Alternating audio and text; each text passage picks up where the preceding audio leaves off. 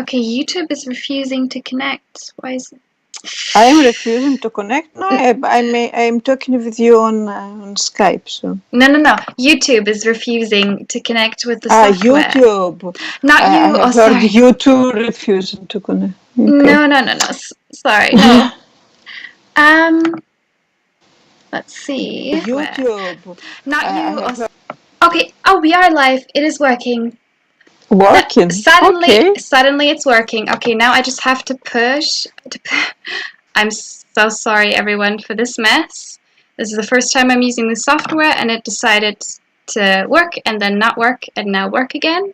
Now I just have to inform everyone over in the original live stream that it finally worked, that we're just streaming to a different location.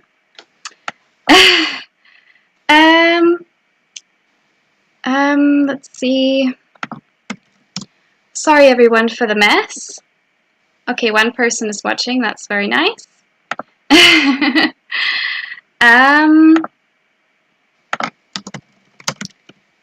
Okay.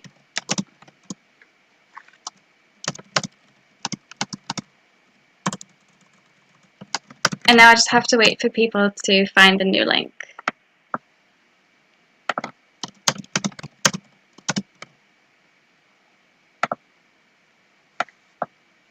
Okay. Oh, okay. 3 people found us. That's great. Okay, 3 people watching. If you can just confirm in the chat that it finally worked and you can hear us and this tech has stopped messing with me, just confirm that and we'll wait for a few more people to join before we can get started. And again, apologies for this mess. This new software just doesn't like me, it seems. Okay, 4 people watching. That's great. Just somebody say hi in the chat so I know you can hear us and it's working, and yeah.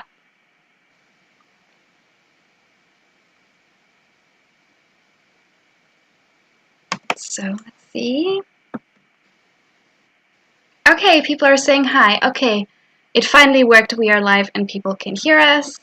That's really great. I apologize for the delay. I hope everyone wasn't too bored. It's just new technology deciding not to work last minute, even though it worked this morning. And I'll maybe wait for a few more people to join us. But for the people who are here now, as you can see from the image on screen, that's what we're going to talk about today. The struggle for the Nordic model, the successful struggle, or the ongoing struggle in some ways for the Nordic model, as well as a tricky issue that comes up in the debate around prostitution a lot, specifically how female poverty fits into all of it. Some people argue that prostitution helps to fight poverty, others would vehemently disagree. And it's something often brought up in the debate of whether you should go after the demand or not. And if 1 or 2 more people join us, then I will stop talking and introduce my guest and let her talk, because she's the expert on the issue. I'm just posting this new link one more time to Twitter so that more people can come, so that they don't miss this. Okay.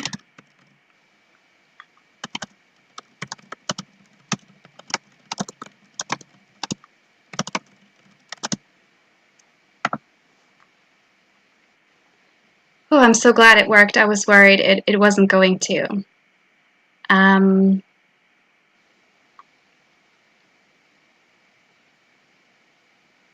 But it looks good now. Yes. Yep. Okay. We are definitely live. And just waiting for 1 or 2 more people to join us. Again, very sorry for the mess. This always happens at the last minute. And yeah.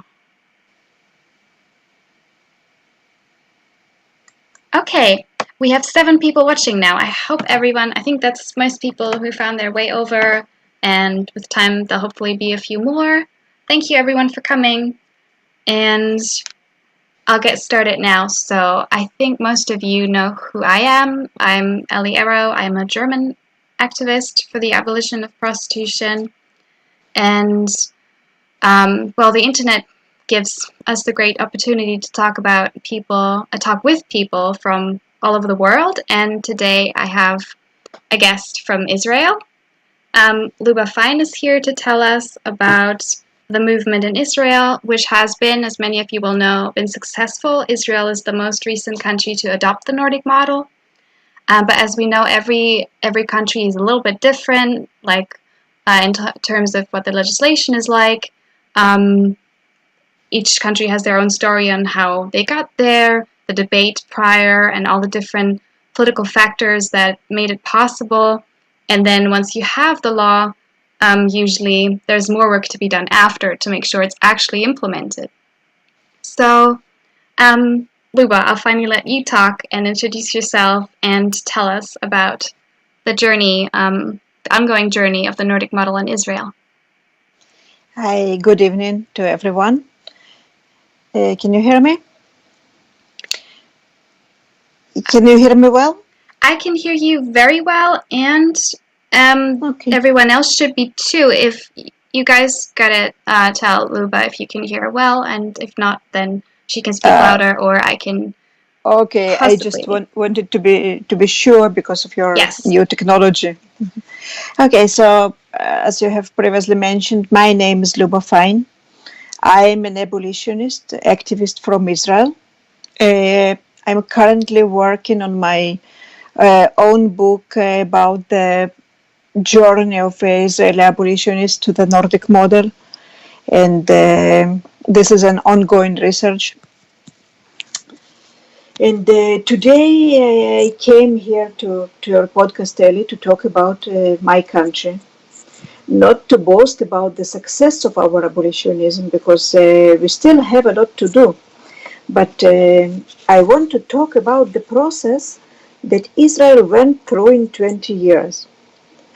In 20 years ago, in 2000, the struggle against the sex trade did not exist. We had a huge problem thought.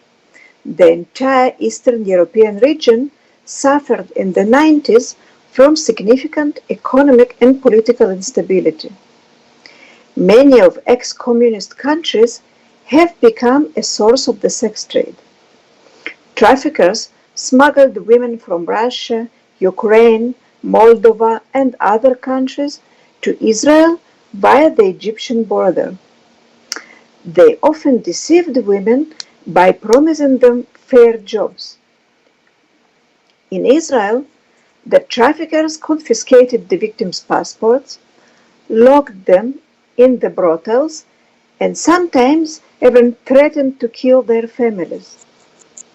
Many women in forced prostitution had to accept 30 clients per day and received a very negligible payment. That was our situation. That said, sex trafficking from Eastern Europe affected not only Israel. It was everywhere. It was throughout the entire continent of Europe. That said, in some countries, such as Norway, it became a tremendous catalyst for abolitionism. In Israel, in the beginning, both the authorities and the public ignored the problem. The media framed sex trafficking as a stream of Russian prostitutes who came here to be rich. One day, in maybe 20 years ago or so, I was watching a panel on television with 3 or 4 male journalists and 1 female of Russian origin. The man kept asking the woman why so many Russians are prostitutes. And she apologetically insisted that those prostitutes are foreign, not Israeli citizens. She was seemingly embarrassed by the prostitutes. At the same time, hundreds of foreign women were imprisoned in Israeli brothels and no one bothered. It is important to note that the brothels were never legal in Israel, but the police ignored them. In 2001, We were ranked third tier in the Trafficking in Persons report of the United States Department of State. Do you know what it is? This annual report provides information on the human trafficking situation in all countries of the world. All governments are ranked by the effort invested in eradicating trafficking. Israel received the worst score ever, the third tier.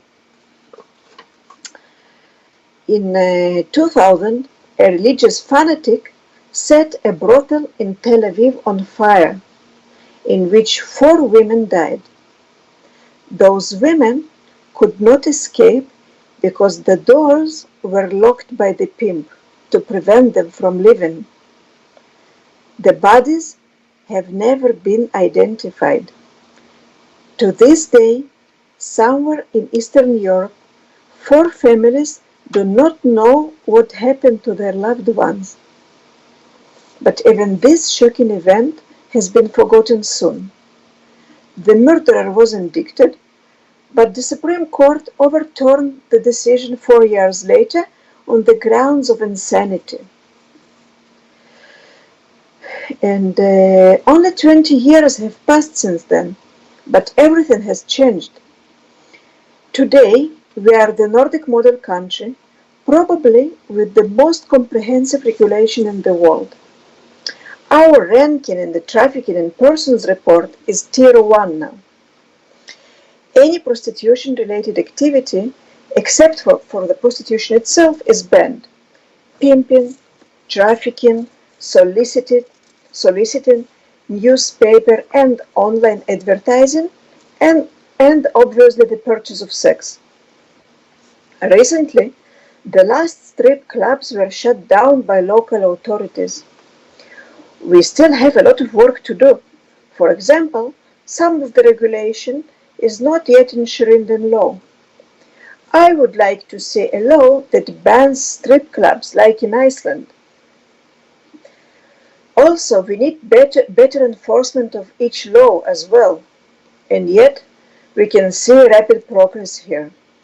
So how did it happen?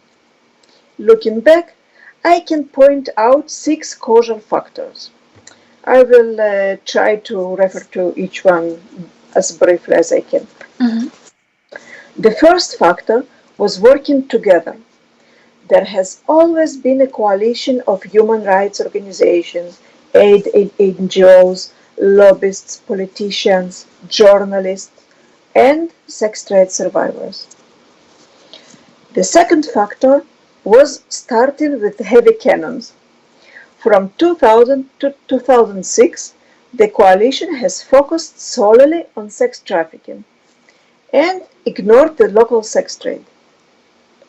This stage ended up in 2006 with a significant streamlining of legislation and enforcement against sex trafficking.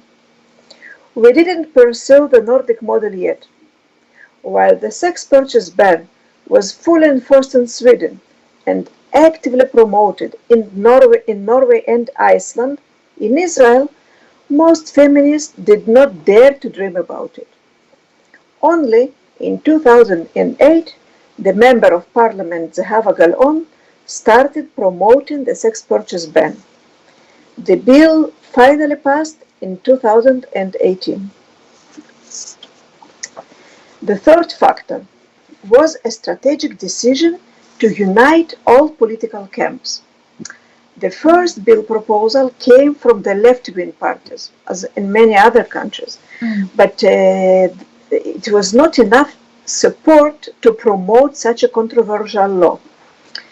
Gradually, women from all political parties joined the coalition. Framing the problem as a humanitarian issue was undoubtedly instrumental in bringing this change. In Scandinavia, abolitionists rightfully frame prostitution as a form of sex-based oppression. But I'm not sure that in Israel we ever have had enough support for a radical feminist battle.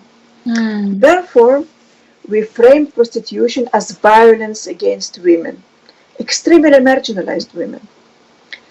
The conservatives could identify with this idea as well as liberals. Left, right, conservative, liberals, religious, secular, nobody supports abuse of marginalized women. Mm. The fourth factor was listening to survivors. Every politician or policymaker who has actively worked to promote the Nordic model has personally talked to exited women. Many visited the rehabilitation centers for that. Those meetings were crucial.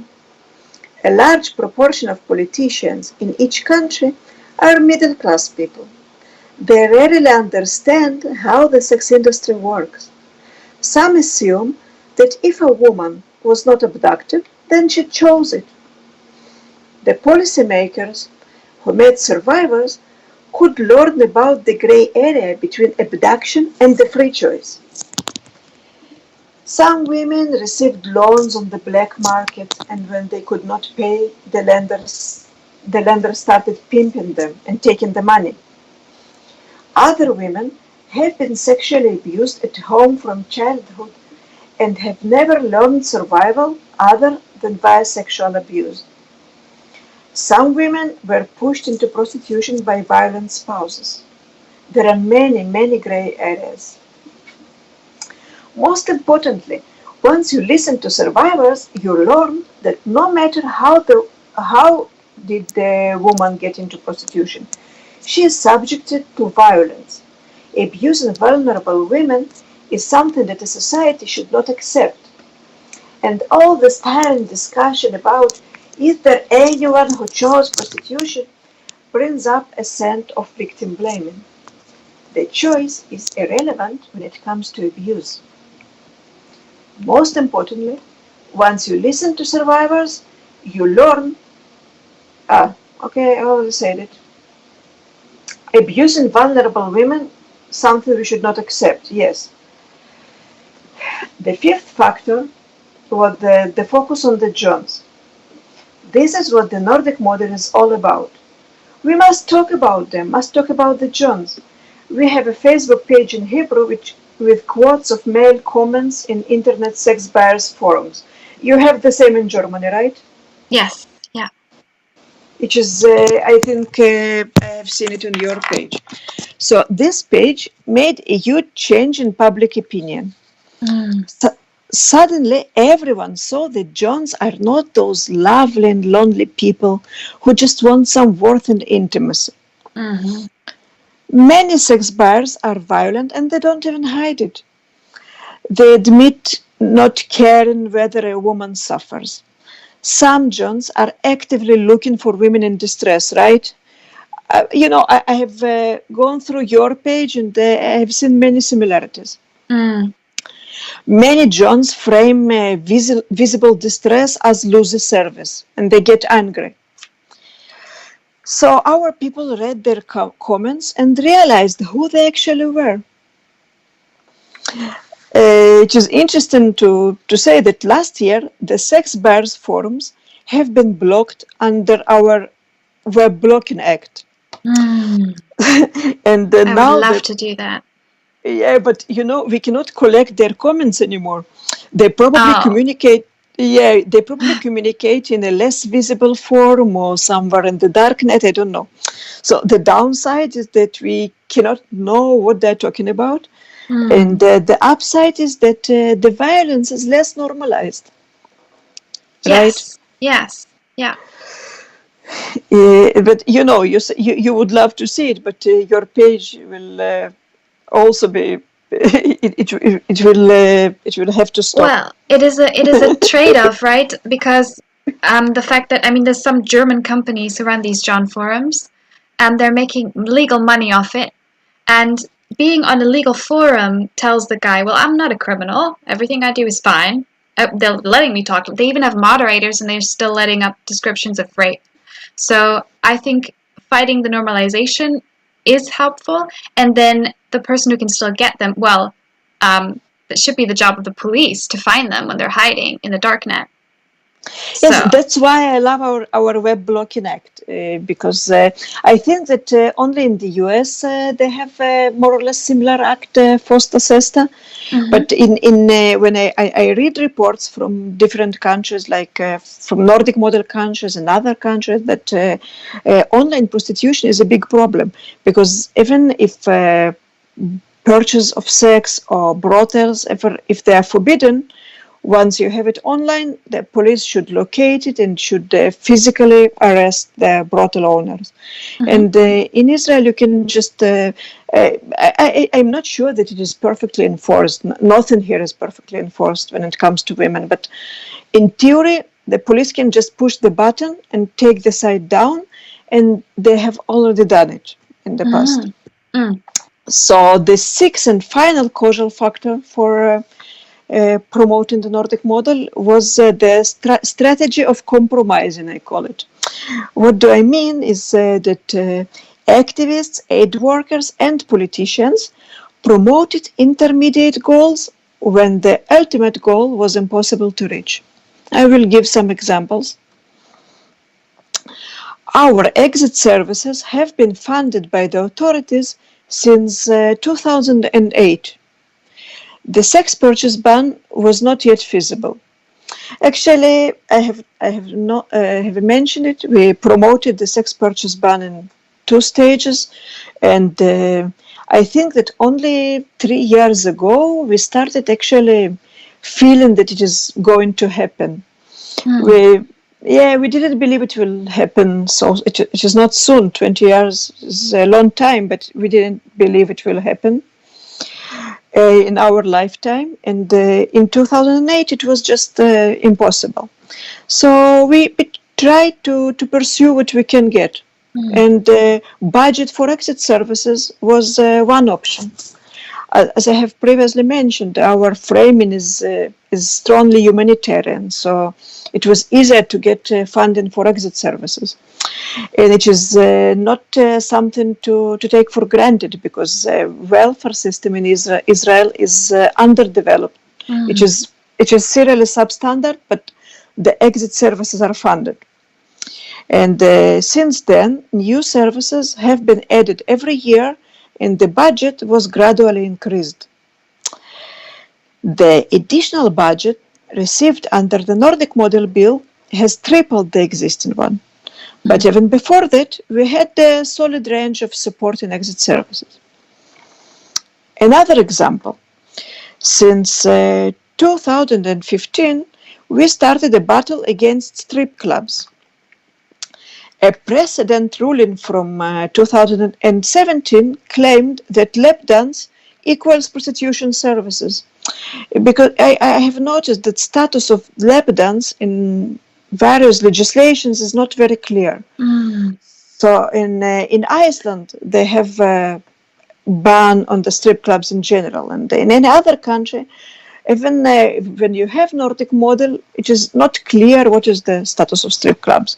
So mm, in Israel, for 3 years, we have the ruling that lap dance is prostitution.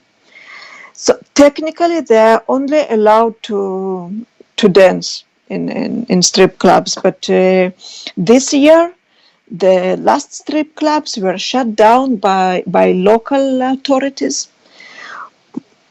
I don't even know exactly why. Probably they don't believe them that lap dance doesn't happen there. mm, Okay, so 3 years ago, in 2017, we adopted that Web Blocking Act. And the impact of this Web Blocking Act is more or less the similar as the Nordic model, because it is much easier to enforce. But it is far less controversial than the sex purchase ban, so it was possible to promote it without riots, without public resistance. mm, So to summarize what I said, we still have many challenges to overcome: outlawing the strip clubs, improving the current enforcement, adding more exit and support services. We always need more. The list is long, but we already have the tools. So the end, this is our story. Okay. I have a lot of thoughts, and but I just want to let the audience know that they can ask questions at any time. So you can go ahead now. You don't have to wait for later. So we can all have a conversation together to really understand what happened. As you said yourself, you didn't expect it to happen so soon, and partially like it's making me hopeful because I can see again a lot of parallels to Germany, or I hope I'm right in this assessment. Um, like you said, coalition building between left and more conservative, which is tricky, but is possibly behind a lot of successful legislation. Um, and trying to find a message that works for a general public. So it does have a feminist understanding. The people, a lot of the supporters have one, but you might have to change the narrative somewhat. Like you said, make it more humanitarian for the public. That's very interesting, and this framing is something I think about a lot. And well, this was one of the first questions that I got. A fellow friend and abolitionist, she asked about the different political groups involved in the debate. So, um, as you said, it was originally started by when it went political or went to the bigger political scale. It was left-wing parties that started, and they managed to get some conservatives on board as well. So, who was the opposite side? Who fought against you? And how did you manage to have more persuasion than they did? I think that we were lucky to never have a significant opposition, but many people I interviewed for my book, for my research. I interviewed the lobbyists, and I asked them who opposed the sex purchase ban. Who were those people? And they told me that main opposition came from many people were indifferent. The conservatives were indifferent. They said this is not in the beginning. They said this is not our problem. It doesn't happen in our our religious sector. But the critical people were mostly liberals. Liberals who said this is the women's choice, or this is too much. The common argument was also liberal argument. This is too much intervention in private lives of private people. This is over legislation. And many people say we in Israel we have too many laws, and we try to regulate every area of private life, and it is not reasonable. And I always say to that it is important when everything is heavily regulated. We cannot leave the sex trade unregulated, because when they said we just need education to stop purchase of sex. They say, and young man is growing up, and he can see that verbal sexual harassment is forbidden by law, right? But not a single woman has ever died of verbal sexual harassment. It is unpleasant. I oppose verbal sexual harassment. It is horrible. I absolutely don't want to hear it, but it is not killing you. At the same, but illegal, okay? At the same time, paying for sex is legal. So this is not a proper education for public. This is it conveys wrong message to the public. But the argument was just as I have mentioned, too much regulation. This is a private issue. But the more and more time passed, our coalition worked in and tried to convince people that this is not too much regulation, because the real humanitarian problem happens here, and we don't have a concrete border between trafficking and sex trade. There is no such thing as voluntary sex trade, which is harmless. And this was one part. And another sort of opposition, this is very interesting, we have a liberal lobby in which many people combated sex trafficking with the current coalition. They opposed sex trafficking. They helped a lot to promote anti-trafficking legislation. But they oppose the sex purchase ban because they believe that at the current stage, we harm women in prostitution by abolishing the sex trade. This is also an opinion, and I try to talk to many people in this camp, and many sex trade survivors try to talk, but this is opinion which is very difficult to change. And I definitely want to talk about that, but a question just came in. I'm not sure where these numbers come from, but one person is asking about the funding for the exit services, and they're saying, is it true that the funding for the services went from $90 million to $30 million, and you finally only got 8 for this year? Dollars, it is our local currency, it is shekels. Yes. Yeah. It is 90 millions for 3 years, which means every year we get 30 billions. Okay, but it's not 8, so this... No, it is, I think it is difference between shekels and dollars, confusing people. 30 millions of shekels is $8 million, so maybe this is what's confusing them. Oh, that's quite possible, yeah. But that's encouraging. It has never changed the funding, and it is on the top of existing services. And the only problem which bothers us a little bit is that it is only for 3 years. So we will found new services, but we also need to maintain them. But the current situation is that we do have support to renew this budget later. Right now, the political map is. I think that we have a slight opposition to the sex purchase ban, but not to the funding of exit services. That's good. Yeah, right now it seems we can never be sure. Women's rights can always be taken from us, but I'm optimistic in this particular topic. It's unfortunately in Germany the situation with exit services is that according to a document by a law professor that I'm reading right now, she's saying that with our legalization model, the exit service, the funding for it actually decreased.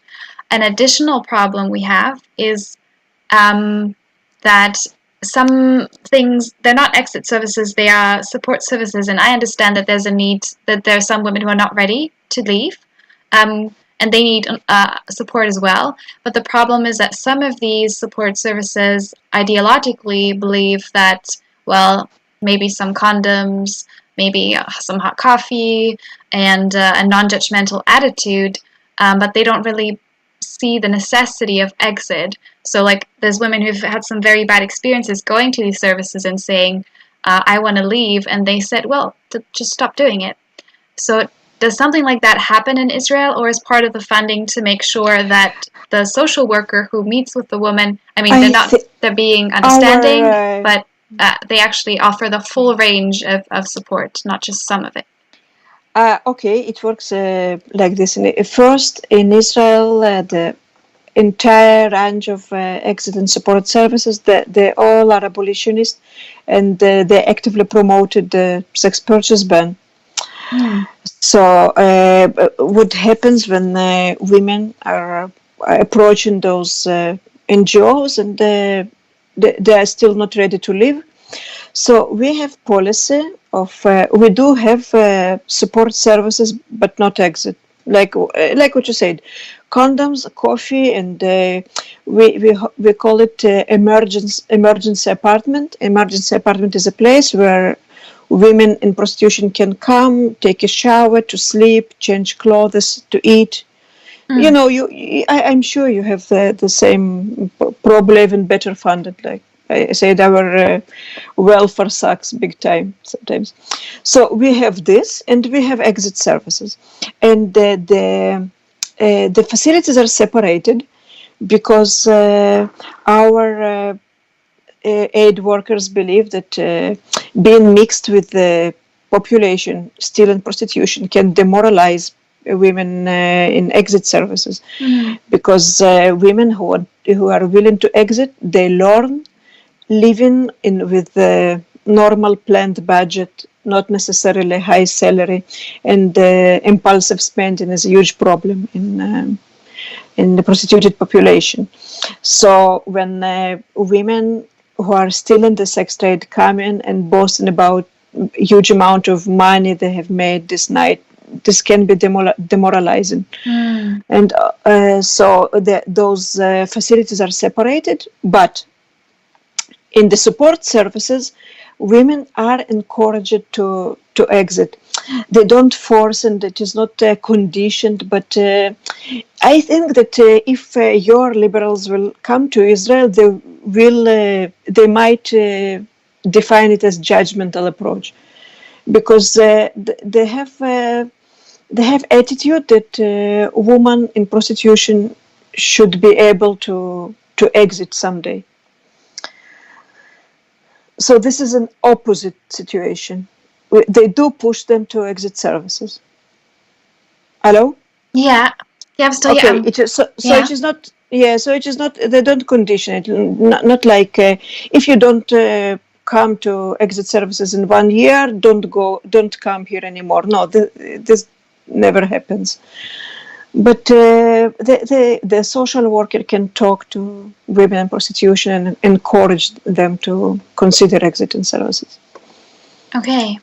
Well, actually, this is anecdotally, but I know one support service that is both like food and hot drink for women on the street, so like necessities, and also they offer exit, but they're actually so overwhelmed with women wanting to exit, they have stopped telling women that they offer this because they just can't accommodate everybody.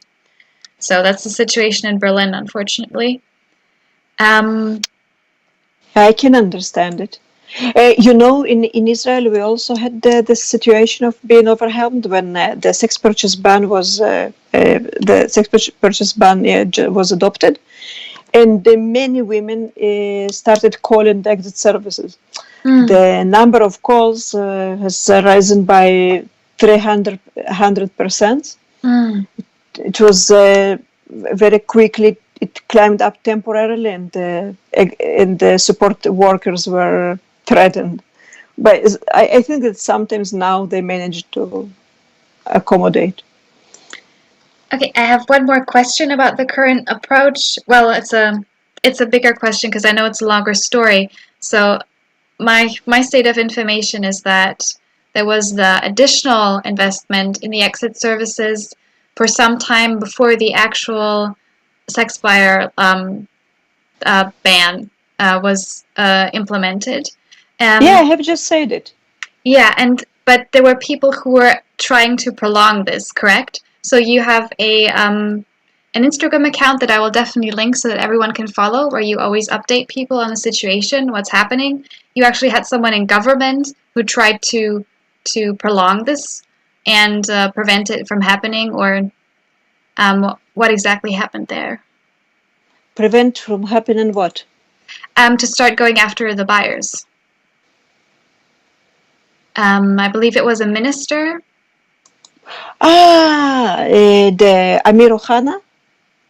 Oh, I don't remember his name, but I remember reading it on your Instagram account, and that you. Amir Ohana. Okay, so the minister, he's responsible for the police, and he just used the bureaucracy to delay the sex purchase ban as much as he could, and eventually our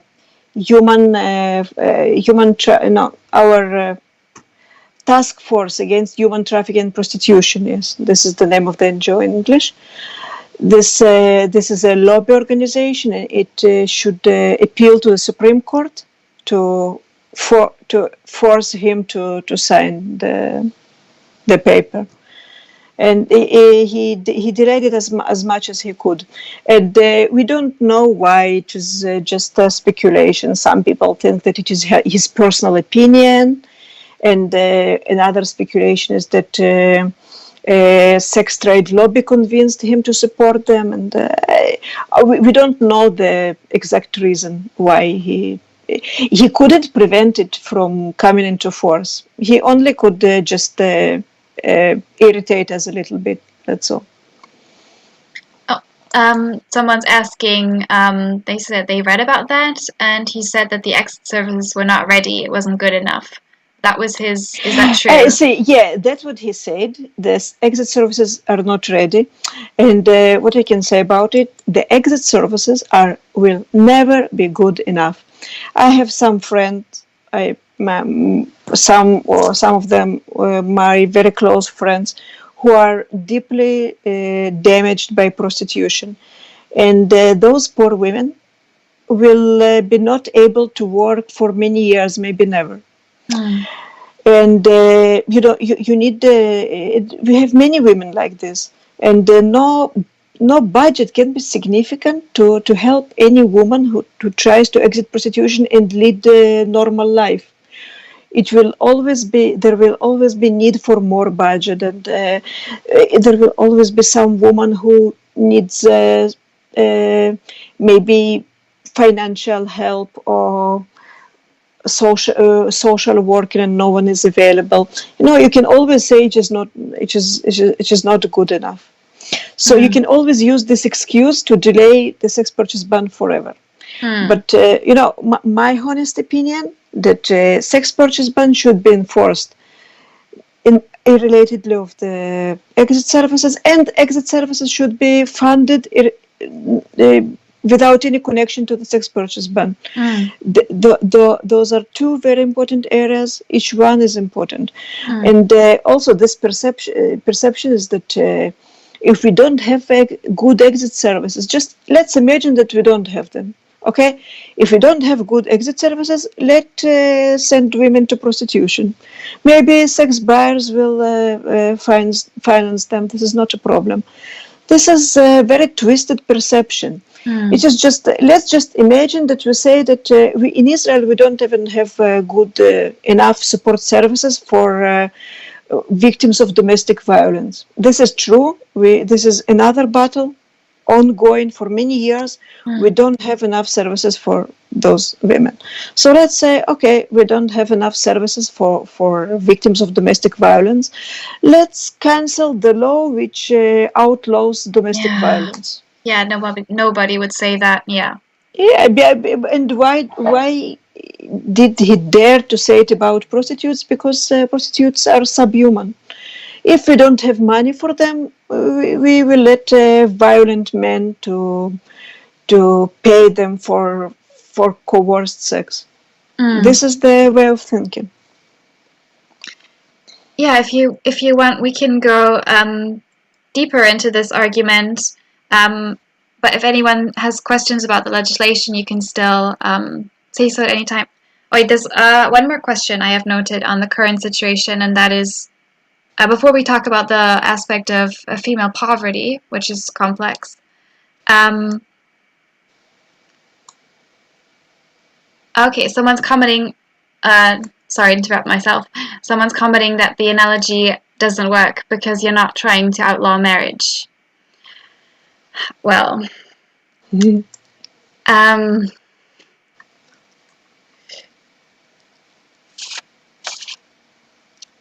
I'm not sure what to say about that. Well, we're trying to make it so that no woman is financially dependent on an abusive man or a group of abusive men. And certainly a lot of marriages are violent. That's why we want economic, well, that's another battle, right? Prostitution, many radical feminists make this equation between prostitution and the marriage, and I absolutely understand the similarities. This is female dependence on men who might be violent, but there is one difference, that marriage can be it is not necessarily violent. It can be violent, and the problem is real. The problem exists, and we have many cases of violent marriages and dependence of a woman on a man. But this is not a necessary condition. Mm-hmm. You can have a marriage with a healthy sexual relationship and without deep financial dependence and happy. You don't have healthy prostitution. In prostitution, the sexual contact is necessarily non-consensual. It is transactional sex cannot be consensual.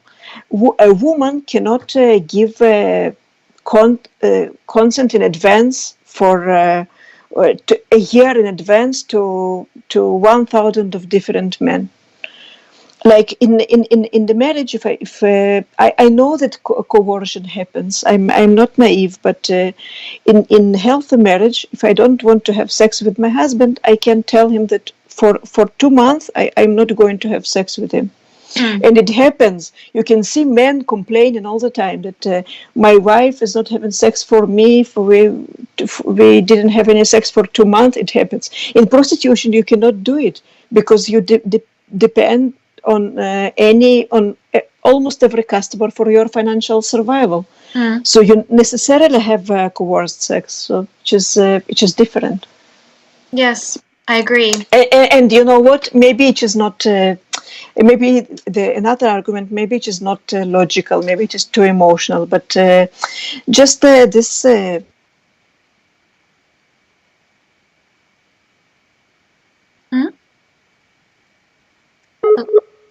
Oh, we're having a problem with the connection. Oh, this is unfortunate. I think this is Skype having a... Yes. Okay, so either mine or Luba's internet isn't that good. Mine is looking good. There might be a problem on her end. I apologize for the interruption. I will try and restart the call. Let's try and call again.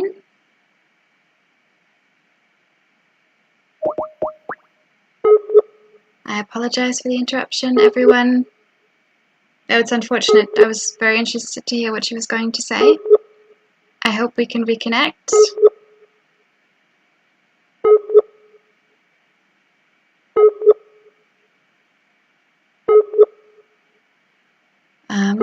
Still trying to call. Oh.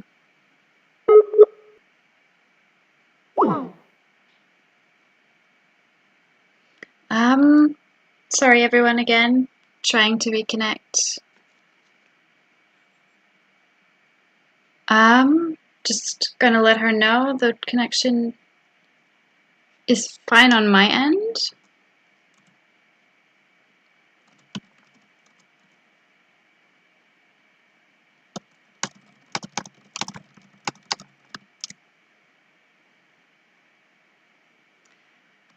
Yeah, sorry everyone. I hope we can get this going again very soon. Just a very sudden interruption. And if anyone has a question for me, I can talk to you in the meantime if you have a question about Germany. I'm reading a very long document right now, as I said, by a law professor on the subject of what the German law actually says. And it's very interesting because you can actually see there's an internal struggle in this law because they're trying to, and I appreciate that they're trying to maintain protect women's sexual autonomy as best as they can.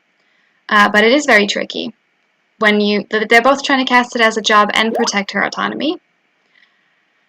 And okay, Luba's calling me. Hi. Hello. I'm sorry. Whose fault it was? I don't know. I think it might have been on your end. Otherwise, I think the whole stream would have crashed. But there's still a lot of people with us, thankfully, hanging around, and the people coming back. I apologize if it was my fault. So when have I stopped? I was talking to myself for some time. Yes. I am not quite sure. We had the comparison between marriage and prostitution, and you said you explained why prostitution is always violent because her financial survival depends on her superficial consent. On every customer. It is just a woman in prostitution. She agreed she agrees in advance to sex with someone whose identity she doesn't know. The timing she doesn't know. The timing depends on the customer. The identity also depends on the customer. He picks her, and in most cases also the way of sexual contact she doesn't choose. She doesn't know in advance. So she agrees to have sex with someone she didn't choose. The person, the timing, the way of sexual content. This is absolutely non-consensual relationship. This is not consensual situation. You cannot purchase consent this way.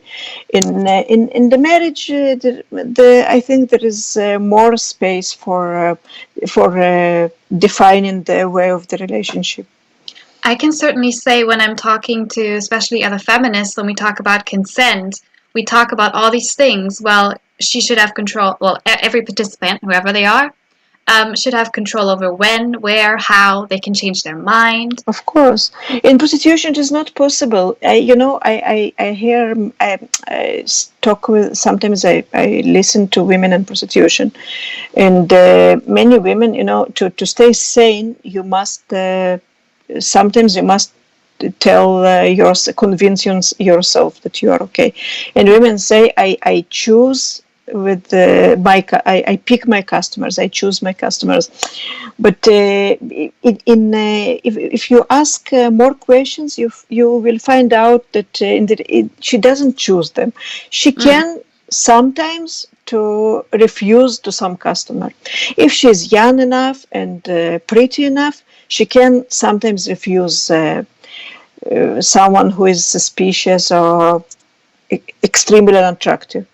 But it is not like choosing a customer. Just take any woman, take yourself or any other woman. If you go on for dating, how many men you will pick? Maybe one out of 30, right? Maybe 1 out of 50. With how many men women in just normal dating life we will have sex? 1 of 20, 1 of 30, 1 of 50. A prostitute, even the attractive and popular one, can maybe refuse to 1 out of 30. So this is not really choosing customers.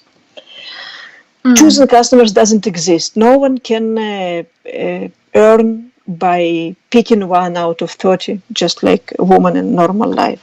So about marriage, I understand the restrictions. I understand that sometimes marriages can be violent, and many men can be manipulative and coercive. I'm not naive, and I'm a radical feminist, and I know how certain men can be. But you can build healthy marriage. You cannot build healthy consensual prostitution. It is always necessarily violent. I can certainly add to that on John forums, it's extremely rare to find a man saying, "Oh, she turned me down. She said I don't want to see you." Sometimes it happens. He calls up the number, and it says, "Oh, she wasn't there," and he's like, "That's suspicious. I feel like that's a lie." But whether it's taking on someone, if he's already in front of the door, it's like this is very, very dark, but he comes there expecting to get what he's looking for, and a prime motive for violence or even murder is that she set up a boundary. Now, I mean, this happens with other types of femicide as well, but in prostitution, just the frequency of men that you meet, like you said, Luba, is just so much higher, and every single one of them thinks that he's going to get exactly what he wants and how he wants and everything. He's not expecting to be rejected. You know what? I completely agree with you. But let's imagine idealized situation that a woman does not does not experience any additional violence. Mm-hmm. Every John is gentle, nice. He invites her to a 5-star hotel and with classic music in the background. Okay, let's imagine this situation. But and now let's go outside. Let's go to the supermarket and see every man we meet, the ugly one, the pretty one, the old one, and the young, and the rude and nice, everyone.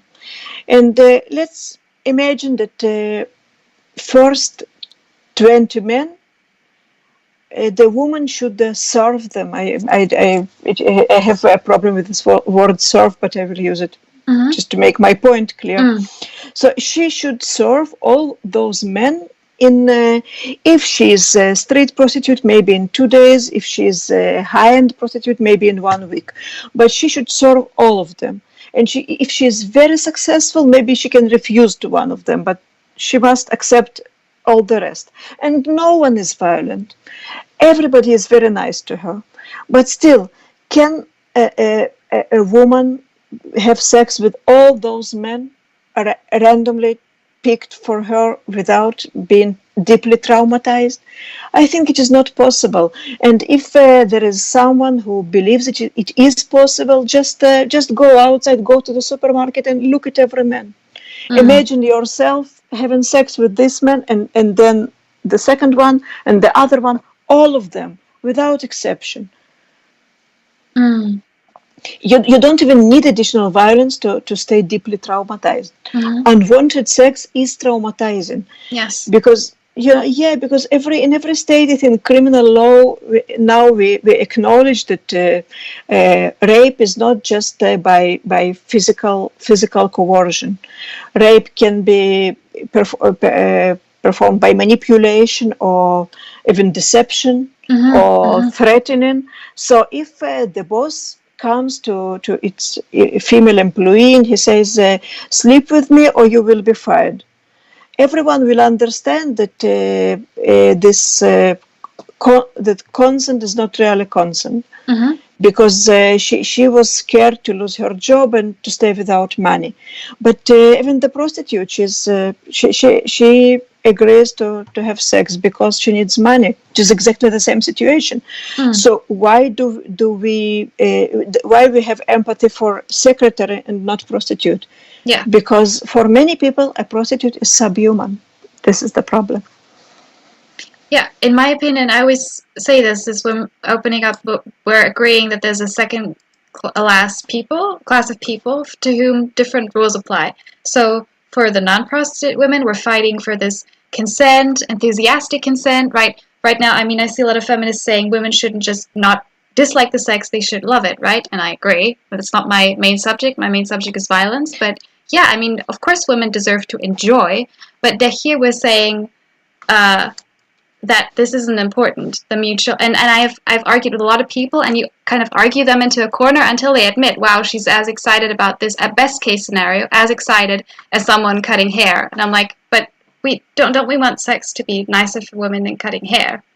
Or selling something over a counter? Like, what is happening that you're telling me the most empowering thing, or the thing that I should fight for, is women kind of tuning it out? So, but I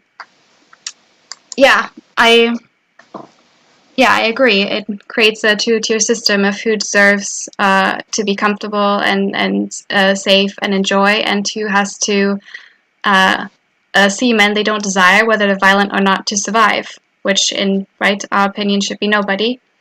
Again, before we talk about the poverty, I have one last question that's on my mind a lot these days, and that is, what has changed with the pandemic? Can the exit services still operate? Is the police, are they doing something, or is it a big mess? Okay, thank you for the question, which is really interesting. So sadly, one day after the sex purchase ban came into force, the prostitution didn't magically disappear from Israel. I didn't expect it. I wish it could happen. So what is going on during the COVID? it still exists, and we still have prostitution.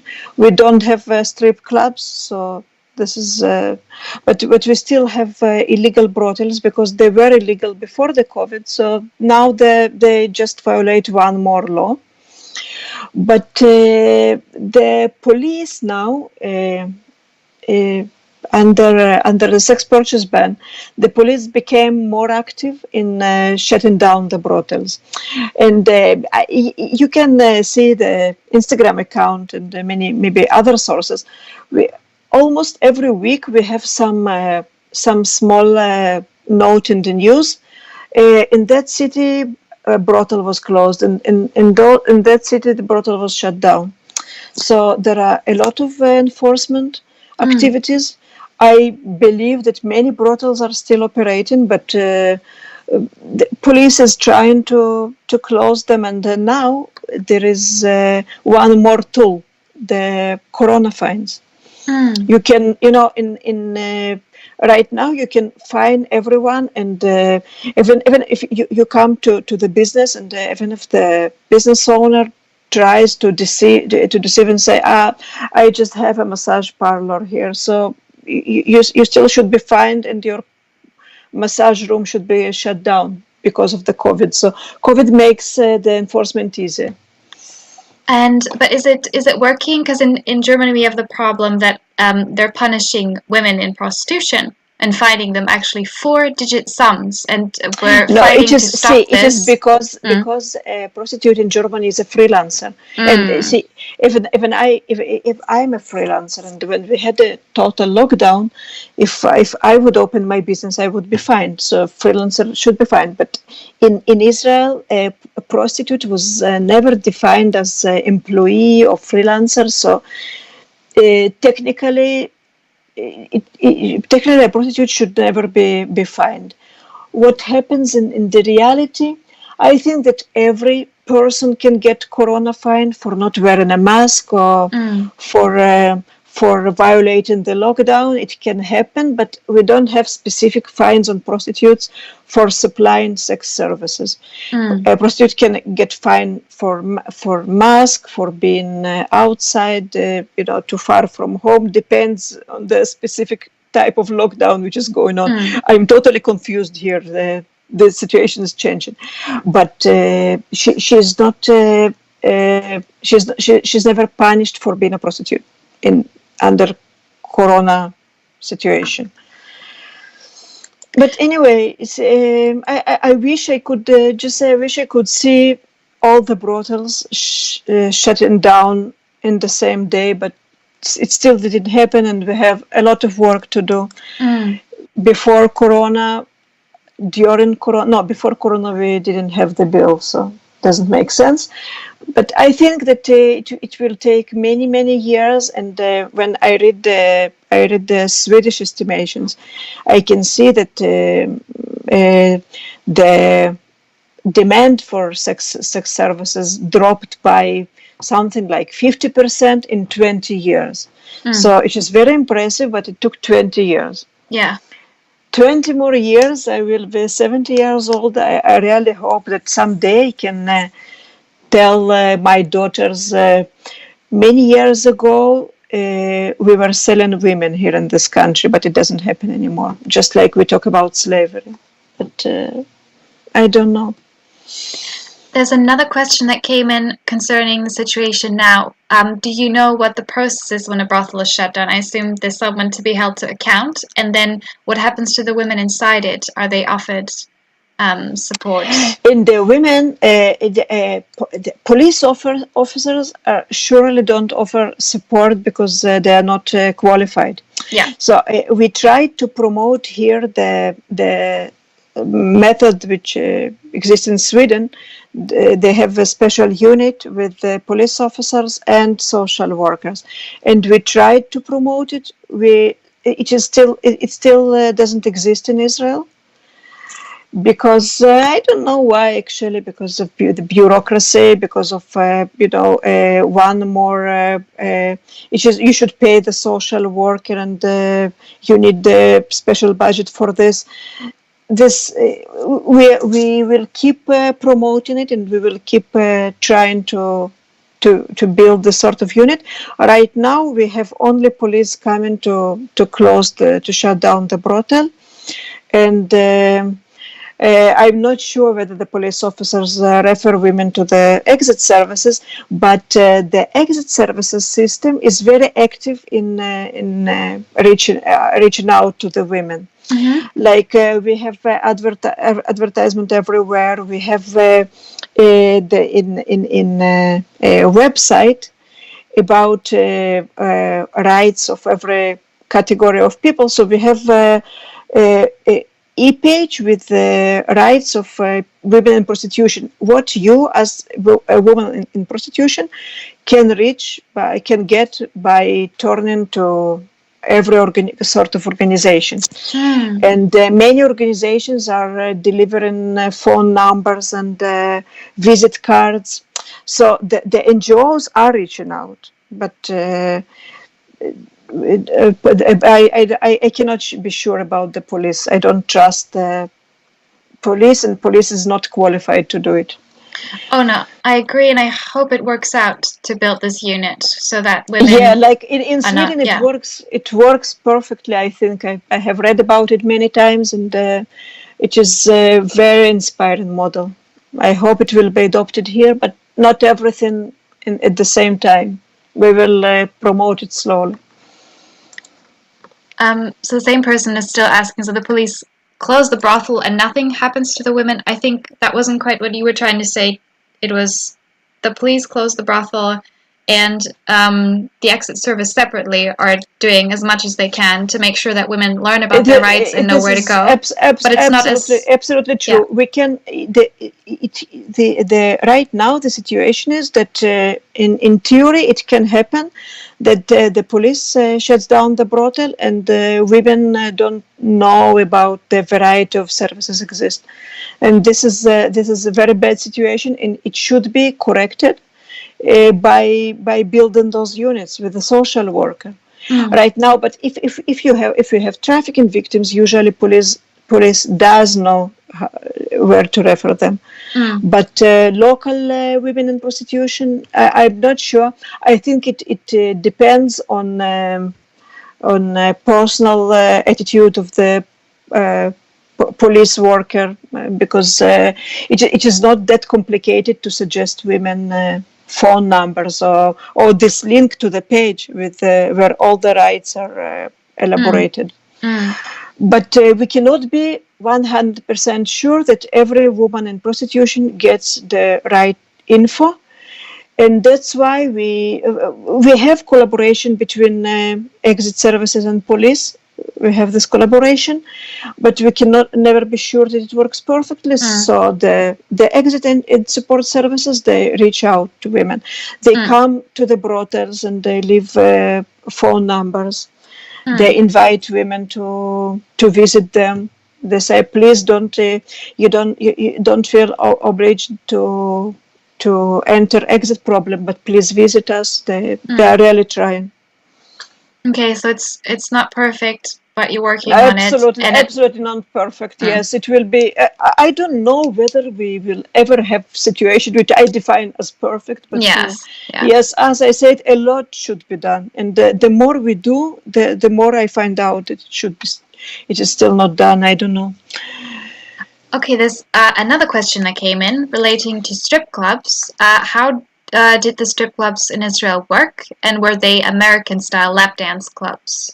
So there was a lead-up to this saying, in the U.S., strip clubs operate to some extent as an alternative option to prostitution or escorting. See, I don't know, because I don't know what happens in the U.S. and what the strip clubs officially do.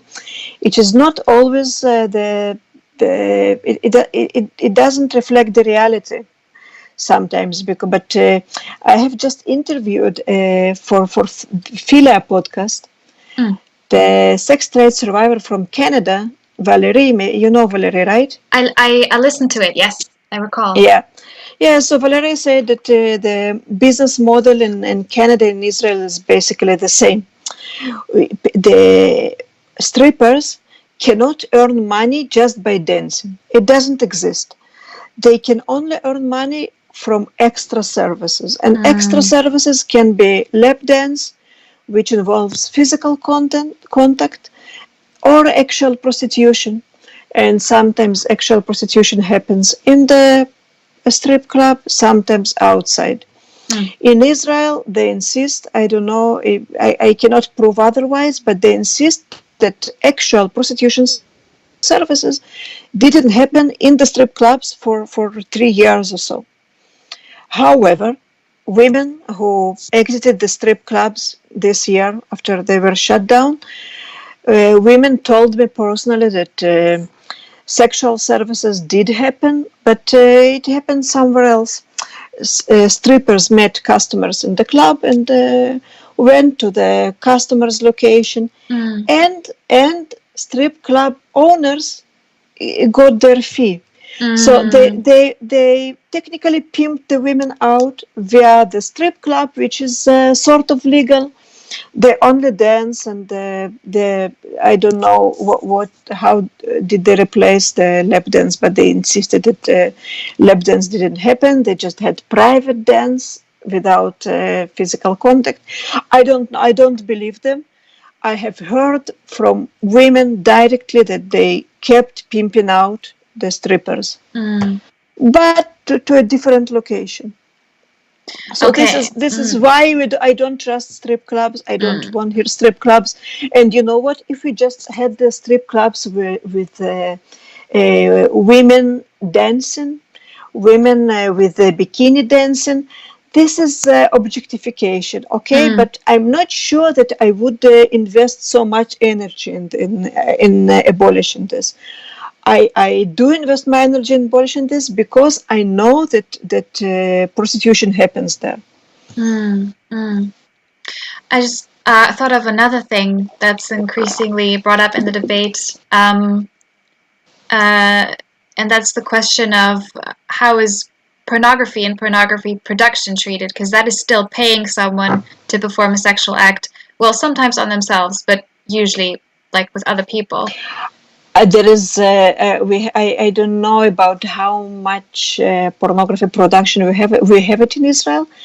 It is not a dominant field of the sex trade. It exists, but it is the pornography is global. You don't have to have it local here. Yes, I think that in Israel we have next to zero fight against pornography. I have recently started to try to provoke some debate to discuss this, and the Exodus Cry campaign, Trafficking Hub, was instrumental in starting this debate. But we don't have serious abolitionist fight against prostitution. I'm not happy with it, and I know it should be our next goal. But it took a very long time in Sweden too. They're still just having a debate right now, 20 years after instituting the Nordic Model. I don't understand why. I cannot understand why, because when I speak to many survivors of pornography, and the situation of these survivors is actually worse. They suffer so much more. They weren't just coerced into paid rape. This is what it is, just paid rape. But they cope for the entire life with the feeling of being watched. Yes. Their abuse is documented. It is documented, it is distributed, and those women suffer so much. Have you listened to my interview with Marie, our friend Marie? She is a survivor of pornography, and she's put into a complicated situation. Her trauma doesn't leave her. Yeah. Completely. And I have such survivor here in Israel. She participated in pornography, and she told me that she's an exited woman. She has a amazing business, some beauty salon, and she has a child, and she's so happy. But when she's going to the mall or just walking down the street, she is never safe. She can never feel safe because she feels that she is watched, that people can recognize her, they can identify her. And I don't understand why such a horrible abuse as pornography, why it is framed as something less harmful than traditional prostitution. I don't understand it. I think, well, someone correct me if I'm wrong, but I think one reason why Sweden might have not included it in 1999 is because, well,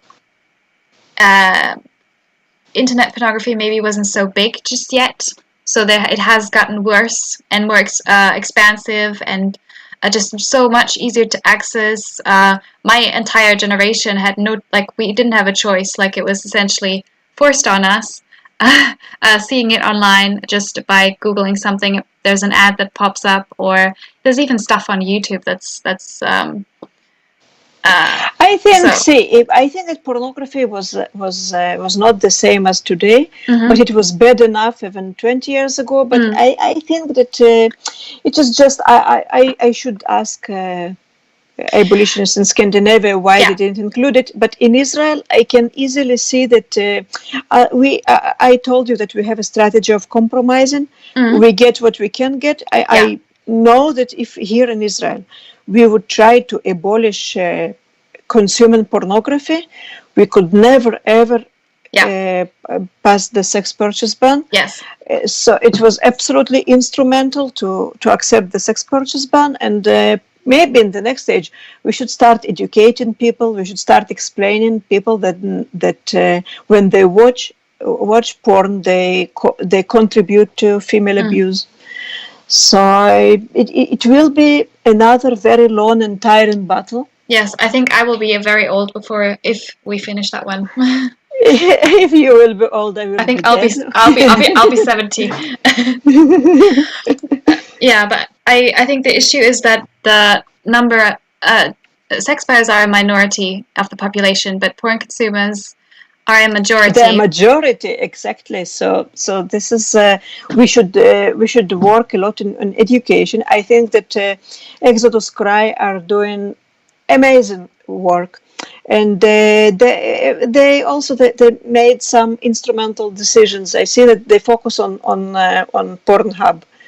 I think that Exodus Cry activists understand that there is no bad porn and good porn, and any other side is as bad as Pornhub. But they started framing the problem. Talking with people that Pornhub doesn't verify age or consent. Yes. Pornhub uploads videos of underage people. So they started this debate. They are doing an amazing job, and I think we all should join at some point of time,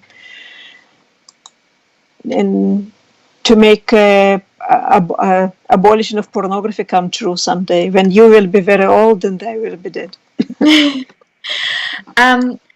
Another question came in, but maybe we can keep this one short so we can talk more in depth about the poverty aspect. Just very quickly, the question is, are there underground strip clubs in Israel? I would assume yes. I assume they exist everywhere. Underground strip clubs. I have an answer to that. I will. So shall I answer the question about underground strip clubs because people want to hear? Yes. Okay. So it is not underground strip clubs. We have private parties. Okay, we have the private parties issue, and one strip industry survivor was interviewed about this very recently. Even I interviewed her, and you can find the article in the Nordic Model Now magazine. So this industry exists. It should be targeted.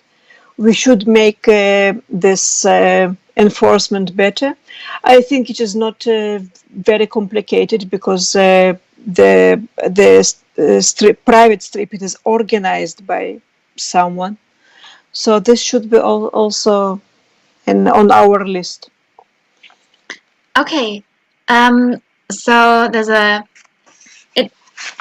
the second subject that we wanted to focus on. I hope it's not very quickly. Yeah, it is quick. Yeah. Okay, so I wanted to talk about this recent fashionable slogan, "Fight poverty, not sex work." Where we hear it very often recently. As I said, it is fashionable. The term sex work can supply a clue about the ideology behind this idea. But sometimes I see abolitionists who support it as well. It sounds very nice idea. We can fight prostitution without punishing anyone, without harming anyone, just by promoting the general welfare. So what can be wrong? Why I don't support it? I will explain. There are three reasons. First of all, the first reason, we have already enough experience with the sex trade in the global north. As soon as the standard of living in the country improves, the trafficking comes from another place.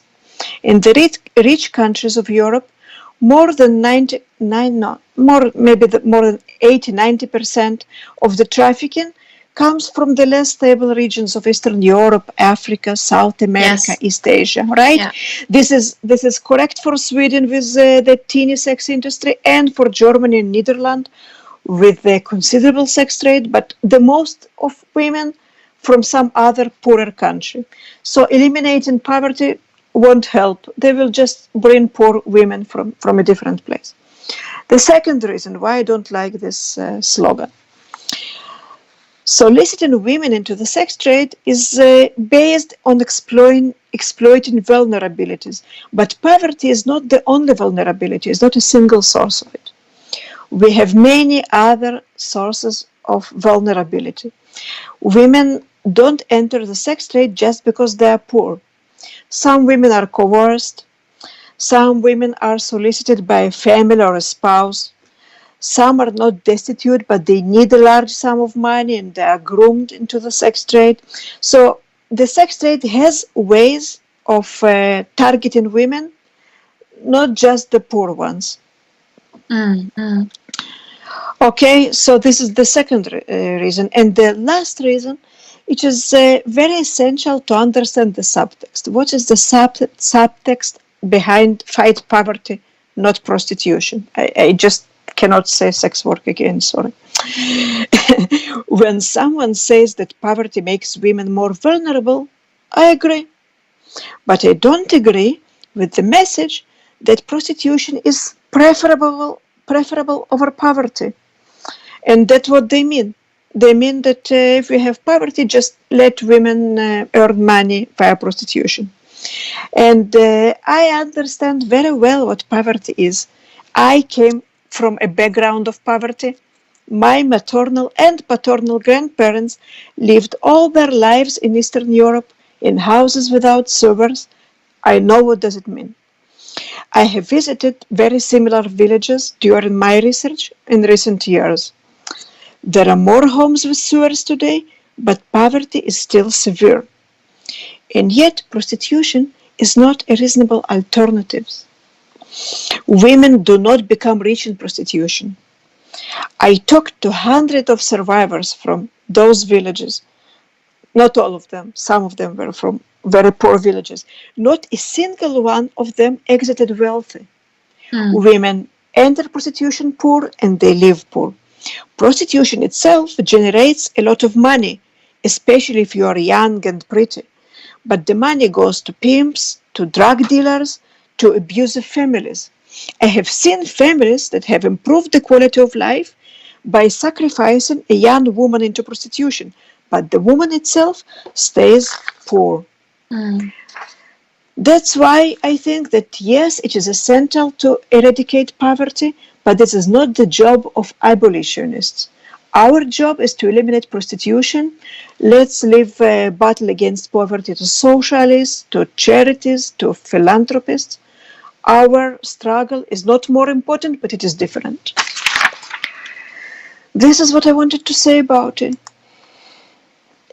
Okay, I think that's a very convincing argument, and it's, yeah, since you told me this in our prior chat, that's something I've been thinking about a lot, especially the argument that it helps when the vast majority, like be it personal interviews or statistics, it is a band-aid at best for poverty. It's temporary survival, and it doesn't offer a long-term strategy.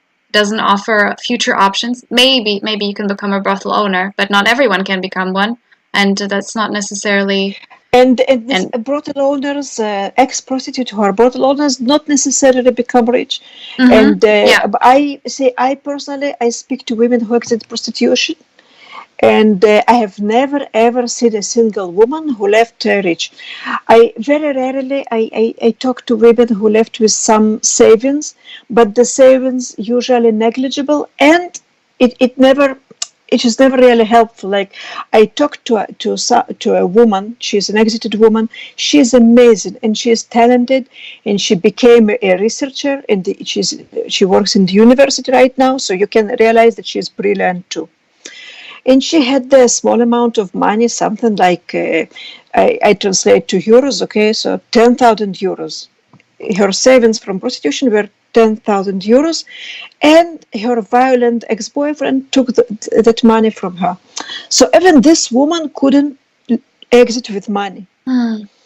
Just nobody does. And very often I talk with women who say, I have heard about a woman who purchased an apartment, and it is always someone else.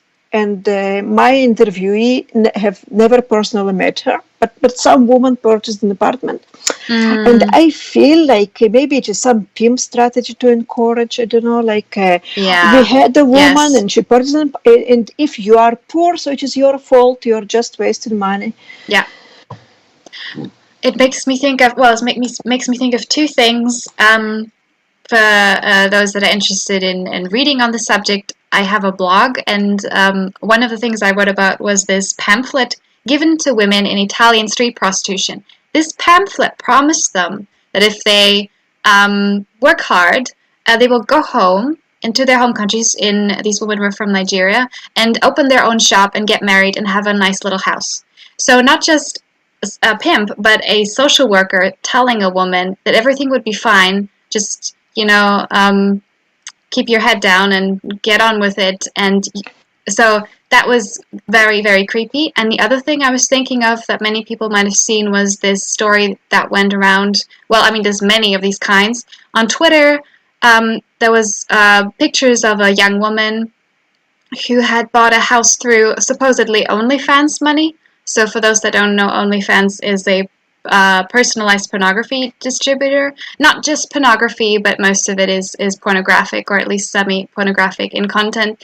And this story and others like it are just going around telling everyone, especially right now during Corona, telling young women, look, if you're in a crisis, look at her. She has a huge bathtub and a big kitchen, and you can have it too. Just sign up. And of course, the more women that sign up, that's the issue we have in Germany. The prices have fallen. So it's a big fat lie, but it's still alive. It still doesn't die. So no, this is a lie, because I have talked with many women, and I always ask this question: do you know personally someone who became rich? Do you know someone who became wealthy? And sometimes I get horrible answers, like some woman told me, yes, all my family actually improved the standard of living. Said my parents in the village, she was from Ukraine, said my parents in the village purchased a house, my brother repaired his house, and my children got education. Everything came from my pussy, she said. But what you have? And she had nothing. She didn't have apartment. She didn't have a car. She didn't have savings. She had nothing. Her entire family improved the quality of life via prostituting her, but she had nothing. And this is the problem, because I know that prostitution generates money, but the women somehow are always victims. And in Thailand, I interviewed a woman, and she was able to reflect it perfectly. She said that many women are proud of being providers for the family. Yes. A prostitute is a provider for the family, but her status, her social status, is never ever as of the real providers. Like if a father of the family is ill, the family will take debts to pay his medical bills. But if a prostituted woman will fall ill, they will just send to prostitution another woman from the family. Yes. Nobody will take money and pay debts for her. So she is a provider, but without the social status related to being a provider. Yeah. Yeah, that's very true. And I'm thinking of a lot of very sad cases of there being intergenerational prostitution. And sometimes it's literally a woman and her mother and her grandmother, they were in prostitution all their lives. And I know that like the vast majority of women, like, I would never want this for my daughter, but it's just how it can deepen the poverty that you can't shake it even in the next generation. Unfortunately, that's not too rare. So Yeah, that's true. So I'm just letting the viewers know, yes, everything that we mentioned, every interview or website or everything, I will provide links later. And there's, I know it's very late for you, Luba. Do you still want to answer one or two questions, or? Yeah, of course, happily, I will happily answer. Okay. So, one woman is asking about how can we teach kids about the reality of the sex trade? How do we get this taught to kids in school from kindergarten? Yeah, I do wonder. I've wondered about this. How to teach even young children and make it age appropriate. I mean, in my opinion, if it's okay if I interject, like, it needs to be interconnected with young kids need to learn, like, no one's allowed to touch you, right? And if someone does it in a weird way or that makes you uncomfortable, right, it needs to be, in my opinion, it needs to be interwoven for every age group, especially for young ones, with consent.